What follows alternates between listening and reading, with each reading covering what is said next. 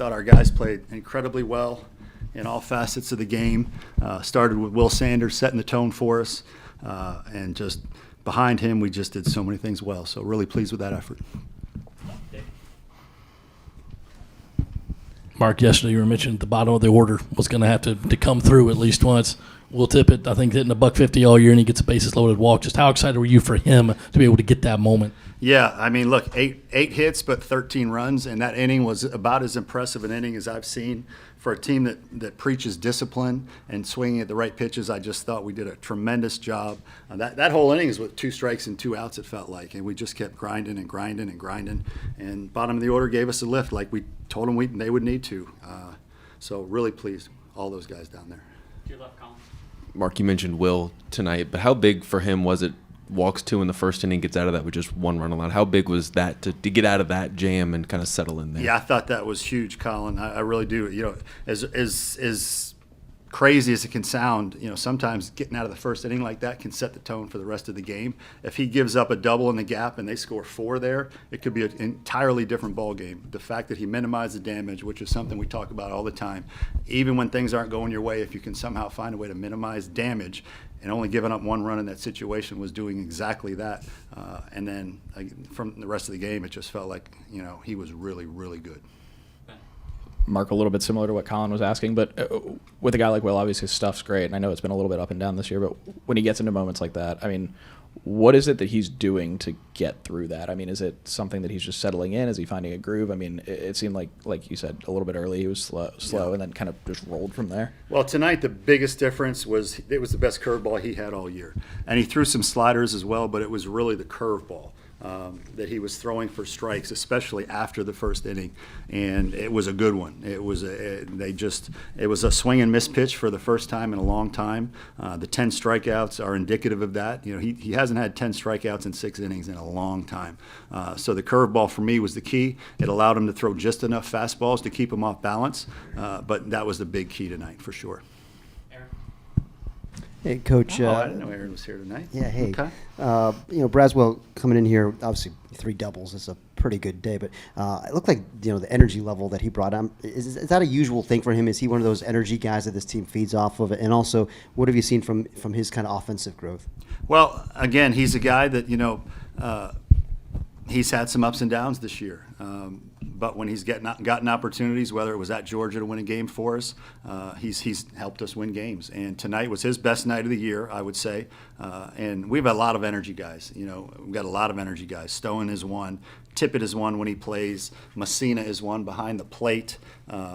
We've got a lot of those guys. So I would say he's one of a collection of guys that bring energy, but also the rest of the team in the dugout, you know, I think the entire dugout has an energy to them and wants to enjoy the night. You know, a night like tonight should be enjoyed by college athletes. And so whether they were in the game or not, I thought everybody was just bringing that vibe that we want our program to be known for.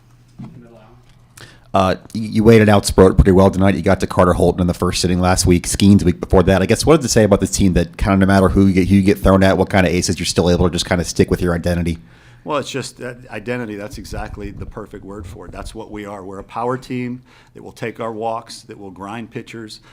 Look, it's what Texas A&M was last year, and it's what we kind of said that would be a really good model for how we want our team to look. And so far, it's been exactly what we have been. We're one of the top power teams in the country. We take our walks. We grind pitchers down. We try to get pitchers out of the game as early as we can. And again, when it's 98-99 tonight, and I think I saw another 100 on the scoreboard. I mean, this league is incredible. It just is. So to think that college hitters can have that kind of success against pitchers that 10 years ago, I mean, that's better than big league stuff. So just really impressed with the approach of our guys. Wimmer had a couple of hiccups there in the second inning defensively, but y'all came back and turned a couple of double plays. How big were those double plays, and y'all made some other nice plays defensively over the course of the night? Good to see a bounce back after that inning, but also after the last week. Yeah, absolutely, John. Again, it was a hiccup. It just was. Sometimes you just don't make a play properly, and you make an error. It's just baseball. But I thought he bounced back the rest of the game. We had the big double plays, 2 of them, which in a game like that, when you're throwing some sinker ballers, and if you walk a guy, you can get out of that and minimize pitches. Our guys threw 100 pitches tonight, So that's really good, and the 2 double plays really were a big part of that. In that 6th inning, the fans were up on those 3-2 pitches every time, and they were very loud. From your position, from where you stand, how difficult is it as a hitter to remain disciplined in that kind of atmosphere? And also for the visiting pitcher on the mound, can that kind of atmosphere in baseball impact what they're doing? Oh, sure. I mean, you're talking about 18 to 22-year-old kids that are playing in that atmosphere, and I agree. Every time it got to 3-2 with the bases loaded and 2 outs, I mean, Founders Park just came alive. And look, our guys are more used to it because it's our environment, it's our stadium, it's our fans, and we talk about it all the time, how to own the moment, how to breathe, how to make sure you keep a calm focus to your job so you can execute. But if you're an opponent on the mound out there in the middle of Founders Park in front of that many people that are getting that loud, I mean, if you're 19, 20 years old, how can that not at least be something that might affect you? So I tip my cap to the fans tonight. No doubt in those moments, it was really huge, and it made a lot of fun, too. That was a national TV game, so everybody that watched that game tonight just saw what Founders Park and Gamecock baseball is. So really happy about that. Mark, you were talking about the errors, and you guys are playing, a little hurt, a little out of position. But past couple of weeks, especially, it seems like you get one error, and then all of a sudden the opponent's getting a run right after it. Kind of gets in a trend there. What do you say to your team when it kind of starts snowballing like that? About okay, it's okay, it's just a one-time thing. Well, we say it all the time. Don't panic. The game, nobody's going to play the game perfect, and you can react to an error in a couple ways. You can start to kind of chirp at each other, or you can have each other's back. And chirping at each other after an error, a physical error, is not going to help anything. So we tell our guys all the time, you're more than welcome to hold each other accountable if a guy's not preparing well, if his mind is not focused. But if a guy makes a physical error in the middle of a ball game, have his back, so that he wants to make the next play for everybody. It's kind of something we talk about all the time, and I think our guys are doing a very good job with that. Mark, you guys have had these high energy, big wins in the first game of these series. Last weekend obviously stands out. Game 2 against LSU. You obviously didn't have the chance to bounce back in that one because of the weather, but how do you maintain that momentum? How do you carry over? What have you guys kind of learned about yourselves in these last couple of weeks and that you're implementing or moving forward? Or am I making a mountain out of a molehill?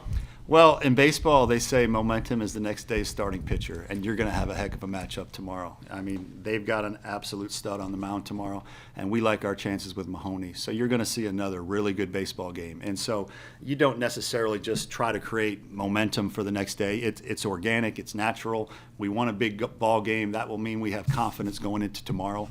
But they got a dude on the mound, and we think we do too. As of late, obviously, Jack has been moved from Sunday to Saturday, and with the absence of Hall, that's we haven't quite handled Saturdays as well as we have for the majority of the season. So I think tomorrow will be a nice challenge to see how we do against Waldrop. How does Jack step up? Hopefully, he does the same way Will did today, and we'll see how that goes. Petrie especially, but a couple of other guys too. Wimmer comes to mind. Have hit first inning home runs that have helped y'all get off to a great start. What does that first inning home run do, especially at home, to get the crowd involved, to kind of set the tone for the game? I mean, it helps you get on the scoreboard, which gets you closer to winning, but I think it just gets everybody excited right out of the gate, fans especially. They come to the ballpark knowing they're hoping to see some exciting, positive things. And when your horse goes out there and hits a home run in the first inning, it kind of tells them, hey, we're here for a good show tonight. So I just think it sets the tone. Your pitcher can set the tone, and then when you have hitters early in a game that can electrify a crowd, it just seems like something you can build on. Mark, 2 for you. How are Gavin and Talmadge doing? Talmadge will not play this weekend, so that will keep Braswell at third and Tippett at second. Gavin, we'll have to see. Again, we're a wounded animal right now. Hopefully we're not even more so. Hopefully Gavin will still be able to play this weekend, which is why I'm especially pleased with how we did offensively tonight, knowing we were down 2 starters, and hopefully we're not down 3 tomorrow. And what was more impressive with Ethan, the first inning home run and fighting back from 0-2 down to get that single in the 6th there? Equally, yeah. Look, he loves the big stage, the bright lights. Some guys just get even better in those moments, and he appears to be one of those guys. Back, Amanda. Coach, you said you really like the vibe, kind of the culture and the dugout, and just with this evening's performance, what is the vibe of South Carolina baseball right now? Well, we love to play. We're pretty darn good. If you come watch us play, you're going to see a team that loves to play, that loves to be together, that can hit the long ball, that pitches really well, that on most days plays great defense, and is surrounded by a crowd that loves to watch them play. So I don't know that you can do it any better than that.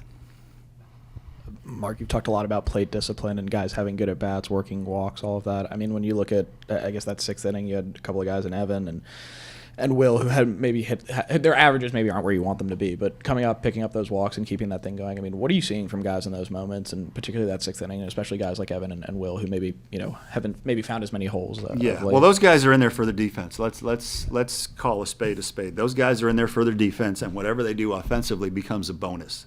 They're elite runners that play in the middle of the diamond that can really make your defense good. And the defense we had out there today was Stone in center and Wimmer at short and Tippett at second base. That is elite range at all three positions, which you feel really good about. And then anything those guys can give us is a bonus. Got a bunt down and it turned into chaos.